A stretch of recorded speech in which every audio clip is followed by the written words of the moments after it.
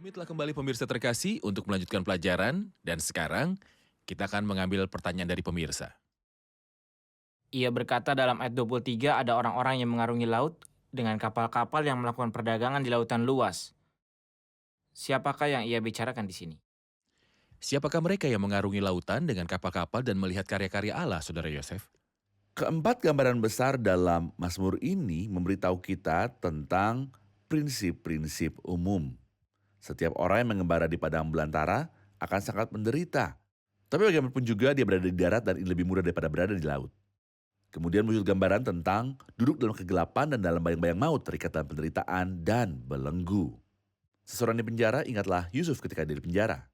Dia tertawa di penjara, sangat menderita, tapi Tuhan mampu membebaskannya dari belenggu dan meninggikan dia. Dan ini adalah prinsip umum. Tuhan mampu menyelamatkan siapa saja yang terikat dengan penderitaan dan belenggu jika ia berseru kepadanya. Kemudian orang yang sakit, yang hampir mati, orang ini tidak memiliki tempat untuk berlindung kecuali kepada Tuhan. Orang yang merasa bahwa kematian perlahan-lahan dan terus mendekatinya, berseru kepada Tuhan dan Tuhan menyembuhkan. Di sini juga ia menetapkan prinsip umum dan saya pikir kita telah melihatnya, misalnya dalam diri para murid. Ketika Tuhan ingin mengajar mereka pelajaran yang lebih dalam. Karena hati mereka telah mengeras dan mereka tidak mengerti tentang roti dan ikan. Dia membatasi murid-muridnya untuk naik ke perahu dan pergi mendahuluinya ke seberang. Dan dia tidak bersama mereka, ia berada di atas gunung dan berdoa. Dan mereka berada dalam perahu. Dan ketika mereka berada di tengah laut, badai bertiup dan meskipun mereka adalah nelayan dan laut adalah pekerjaan mereka sejak kecil, mereka sangat ketakutan dalam situasi ini.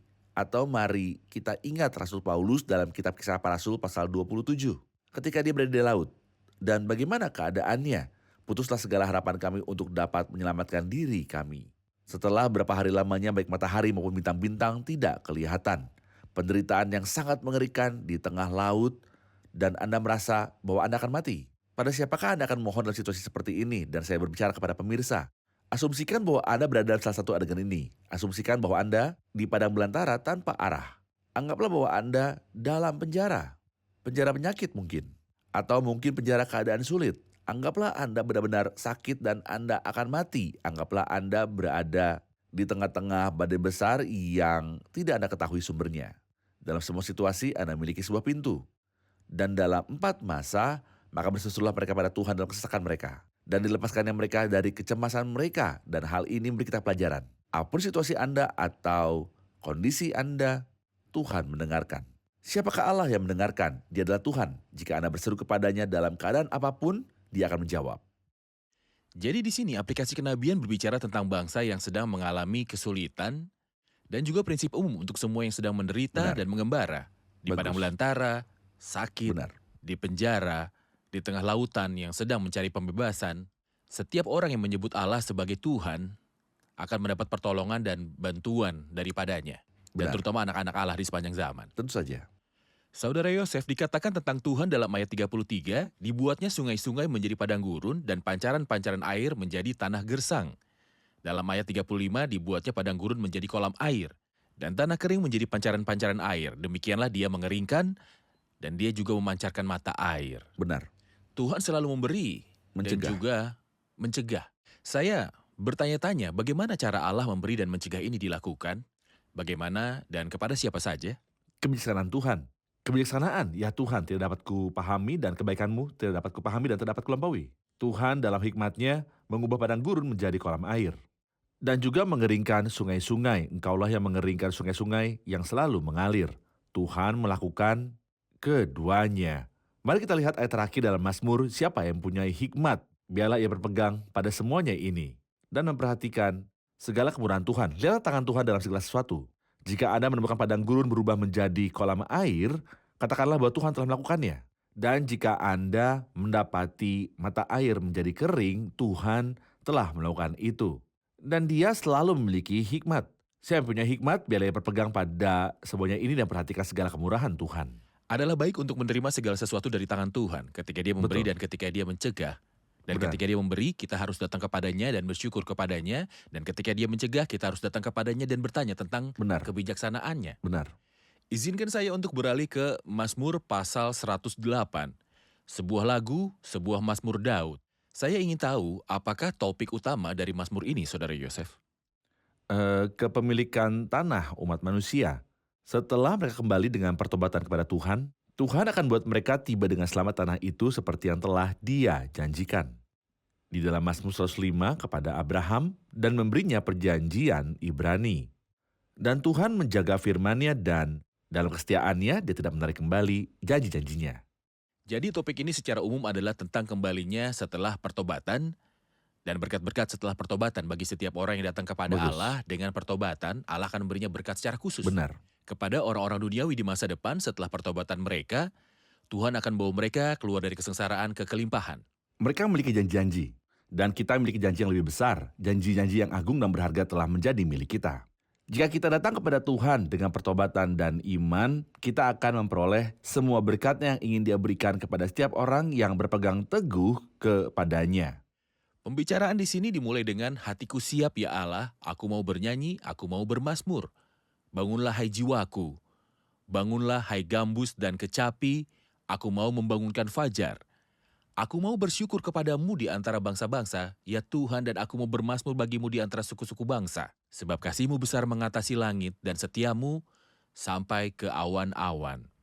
Tinggikanlah dirimu mengatasi langit, ya Allah, dan biarlah kemuliaanmu mengatasi seluruh bumi. Supaya terluput orang-orang yang kau cintai, selamatkanlah dengan tangan kananmu, dan jawablah aku. Apa yang Anda lihat dalam ke-6 ayat ini, Saudara Yosef? Seseorang yang dipenuhi dengan keyakinan pada Allah yang agung ini. Kita telah merenungkan dalam Mazmur ini sebelumnya ketika Daud berada di dalam gua dan dia dikejar-kejar oleh Saul. Tetapi ia bangkit di atas keadaan pribadinya dan imannya meningkat. Sehingga ia berkata, hatiku siap ya Allah, aku mau menyanyi, aku mau bermazmur. Dan di sini kalimat yang sama diulang-ulang.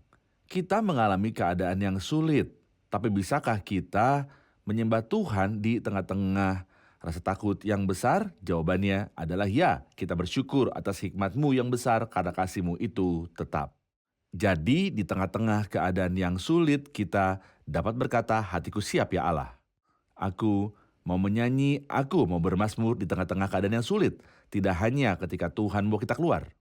Saudara Yosef, perubahan gambaran dari Mazmur sebelumnya yang berbicara tentang orang yang mengembara di padang belantara, orang sakit, orang di penjara, dan orang-orang yang bergumul dengan ombak yang bawa mereka ke atas dan ke bawah, kata mereka hatiku siap. Ya Allah, siapa yang menyebabkan transisi dari keadaan ini ke keadaan yang lain? Ya, gambaran yang berlaku dalam Mazmur sebelumnya adalah maka berserulah mereka pada Tuhan dalam kesesakan mereka. Gambaran yang berlaku di sini adalah aku mau menyanyi, aku mau bermazmur. Dan ini mengingat kita pada ayat indah yang disebutkan dalam Mazmur pasal 30. Sepanjang malam ada tangisan, menjelang pagi terdengar sorak-sorai. Tuhan ingin beritahu kita bahwa malam tidak akan tinggal lama. Tidak peduli berapa lama malam itu berlangsung dan betapa gelapnya. Cahaya harus muncul dan itulah sebabnya mari kita menunggu cahaya ini. Daud mengucapkan ungkapan yang bagus di sini. Aku mau membangunkan fajar atau aku akan bangunkan fajar dengan nyanyianku. Aku bangun sebelum fajar dan membangunkan fajar dengan nyanyianku. Adalah hal yang baik bagi seorang untuk mulai harinya dengan bernyanyi, memuji, dan bersyukur kepada Tuhan. Ini adalah hal yang luar biasa terutama jika orang tersebut mengalami keadaan sulit. Ini adalah puncak dari iman. Ayat-ayat berikut ini dimulai dari ayat 7, Allah telah berfirman di tempat kudusnya. Jadi firman berikut ini adalah firman Tuhan. Aku Ya. hendak beria-ria, aku hendak membagi-bagikan Sikem, dan lembah Sukot hendak kuukur. Gilead punyaku, Manasye punyaku, Efraim ialah pelindung kepalaku. Yehuda ialah tongkat kerajaanku, Moab ialah tempat pembasuhanku. Kepada Edom aku melemparkan kasutku, dan karena Filistea aku bersorak-sorai. Mohon berikan gambaran tentang bangsa-bangsa ini dan apa yang Allah maksudkan dengan kata-kata ini. Sebenarnya bangsa-bangsa dan kota-kota ini dibagi menjadi dua bagian. Bagian pertama adalah bangsa-bangsa yang telah ia sebutkan. Gilead, Manasye, Efraim, dan Yehuda. Mereka adalah umat Allah yang harus memiliki tanah itu seperti yang telah Allah tetapkan di dalam janji Abraham. Namun, ada bangsa-bangsa yang menentang umat Allah. Bangsa-bangsa yang menentang ini harus tunduk kepada umat Allah. Di sini ia menyebutkan mereka Moab, Edom, dan Filistin. Orang-orang ini harus tunduk pada akhirnya dan semua Orang akan tunduk pada pemerintahan Kristus yang agung. Penjelasan yang gamblang dan mengagumkan, kita rehat sejenak dan kembali untuk menjawab pertanyaan hadirin. Pemirsa terkasih, kami akan segera kembali setelah rehat. Ubahkanku, bebaskanku, ku mau menyenangkanmu. Tuhan firman-Mu ajaib, kekal seluruhnya. Ubah dan bebaskan aku.